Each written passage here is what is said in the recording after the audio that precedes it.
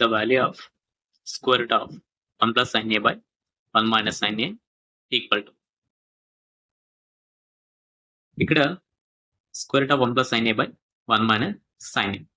మనం హారాన్ని పరిశీలిస్తే ఇక్కడ 1 మైనస్ sin a ఉంది కాబట్టి దీన్ని రేషనైజ్ చేయాలంటే 1 ప్లస్ sin a తో మల్టిప్లై చేసి 1 ప్లస్ sin a తో డివైడ్ చేయాల్సి ఉంటుంది. That equal to 1 plus sin a into 1 plus sin a, that is 1 plus sin a whole square. అలానే ఇక్కడ హారాన్ని ఒకసారి మనం పరిశీలిస్తే ఇది a plus b into a minus b form లో ఉంది. అంటే a square minus b square,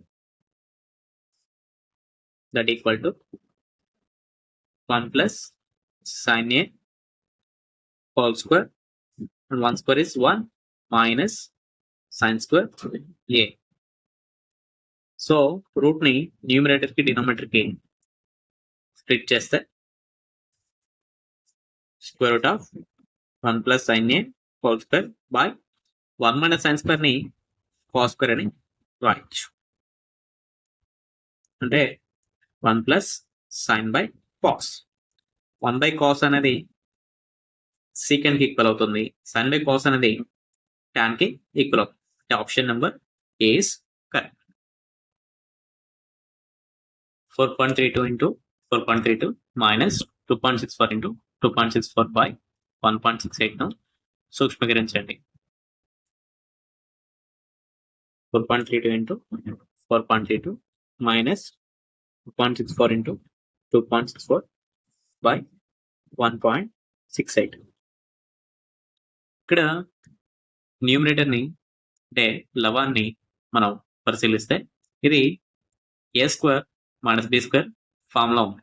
అంటే దీన్ని A plus B into A minus B రాయొచ్చు.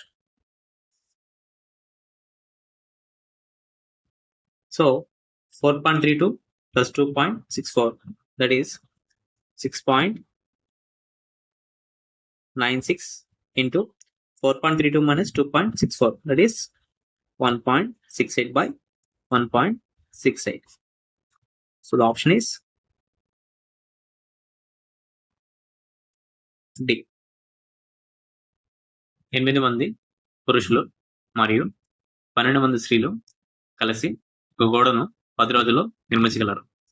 అదే సమయంలో 6 మంది పురుషులు మరియు 8 మంది స్త్రీలు అదే పనిని 14 రోజుల్లో పూర్తి చేయగలరు. అయితే ఒక స్త్రీ మాత్రమే ఒంటరిగా ఆ గోడను నిర్మించడానికి ఎంత సమయం పడుతుంది? ఒక పురుషుడు ఇచ్చిన పనిని x రోజుల్లో పూర్తి చేస్తాడు అనుకుంటే, అలానే ఒక స్త్రీ ఇచ్చిన పనిని y రోజులో పూర్తి చేస్తాడు అనుకుంటే, ఒక పురుషుడు ఒక రోజులో చేసే పని 1/x వంతుకు సమానం. అలానే ఒక స్త్రీ ఒక రోజులో చేసే పని 1/y కి సమానం. ఇక్కడ మొత్తంగా 8 మంది పురుషులు ఉన్నారు కాబట్టి 8 into 1/x, అలానే 12 మంది స్త్రీలు ఉన్నారు కాబట్టి 12 into 1/y ఈక్వల్ టు మొత్తంగా 8 మంది పురుషులు 12 మంది స్త్రీలు ఆ గోడను నిర్మించడానికి 10 రోజులు పడుతుంది. అంటే మొత్తం ఈ 8 మంది ఈ 12 మంది ఒక రోజులో చేసే పని 1/10కి సమానం. That is 8/x plus 12/y equal to 1/10. అలానే 6 మంది పురుషులు 8 మంది స్త్రీలు ఒక రోజులో చేసే పని 1/14కి సమానం. So 8/x plus 12/y equal to 1/10. 6/x plus 8/y equal to 1/14. ఇక్కడ మనం ఫైండ్ అవుట్ చేయాల్సింది స్త్రీ ఒక రోజులో చేసే పని, లేదా ఒక స్త్రీ ఆ గోడను నిర్మించడానికి పట్టు సమయం. అంటే మనం ఇక్కడ ఫైండ్ అవుట్ చేయాల్సింది y value. So y value find out చేయడానికి మనకి x ని ఎలిమినేట్ చేయాల్సి ఉంటుంది. ఇక్కడ 8 టేబుల్లో కానీ 6 టేబుల్లో కానీ వచ్చే నెంబర్ మనకి 24. అంటే దీన్ని మొదటి సమీకరణాన్ని 3తో, రెండవ సమీకరణాన్ని 4తో మల్టిప్లై చేస్తే 3 8s are 24/x. 3 12s are 36/y equal to 3 into 1/10, that is 3/10. అలానే 4 into 6/x, that is 24/x. 4 8s are 32/y. 4 into 1/14 is 2/7. So మొదటి సమీకరణం నుంచి రెండో సమీకరణాన్ని తీసివేస్తే 4y equal to 3/10 minus 2/7. అంటే 4y equal to 21 minus 20/10 7s are 70. That implies 4y equal to 1/70. So cross multiplication apply చేస్తే y equal to 70 into 4, that is 280. అంటే ఒక స్త్రీ ఒక గోడను ఒంటరిగా నిర్మించడానికి పట్టే సమయం 280 రోజులు. చంద్రశేఖర్ 12 ఒకేలాంటి వస్తువులను 400 రూపాయలకు అమ్మాడు. అలాంటి 7 వస్తువుల ఉత్పత్తి ధరకు సమానమైన నష్టాన్ని చూశాడు. అలాంటి వస్తువు యొక్క ఉత్పత్తి ధర ఎంత? ఇక్కడ మీకు loss equal to cost price minus sold price. అంటే వస్తువును అమ్మినప్పుడు నష్టం రావాలంటే ఉత్పత్తి ధర ఎక్కువ ఉండాలి, అమ్మిన ధర తక్కువ ఉండాలి. ఇక్కడ ఒక వస్తువు యొక్క ఉత్పత్తి ధరను ఎక్స్ అనుకుంటే మొత్తం మనం 12 వస్తువులను అమ్మాడు కాబట్టి 12 వస్తువుల ఉత్పత్తి ధర 12x అవుతుంది. అలానే ఈ 12 వస్తువులను 420 రూపాయలకు అమ్మాడు. అలానే అతనికి వచ్చిన నష్టం అనేది 7 వస్తువుల ఉత్పత్తి ధరకు సమానం. అంటే 7 వస్తువుల ఉత్పత్తి ధర. ఇక్కడ 7x minus 12x equal to minus 5x equal to minus 420. So x equal to 420/5. 5 8s are 40, 5 4s are 20. ఇక్కడ x అనేది వస్తువు యొక్క అసలు ధర లేదా ఉత్పత్తి ధరను సూచిస్తుంది. అంటే వస్తువు ధర 84 రూపాయలు. ఒక టీవీని 18,700 రూపాయలకి అమ్మినప్పుడు దుకాణదారుడు 15% నష్టాన్ని చూస్తాడు. ఒకవేళ అదే టీవీని అమ్మినప్పుడు 15% లాభాన్ని చూడాలంటే ఏ ధరకి అమ్మాల్సి ఉంటుంది? ఇక్కడ లాస్ నష్టము, కాస్ట్ ప్రైస్, ఉత్పత్తి ధర, సోల్ ప్రైస్, అమ్మకపు ధర. మనకి loss percentage equal to cost price minus sold price by cost price into 100. ఇక్కడ వస్తువును అమ్మినప్పుడు 15% నష్టం వచ్చింది. అంటే 15 ఈక్వల్ టు కాస్ట్ ప్రైస్ ని మనం ఎక్స్ అనుకుంటే sold price 18,700 rupees by x into 100. So 15x equal to 100 into x, that is 100x minus 187 followed by 4 zeros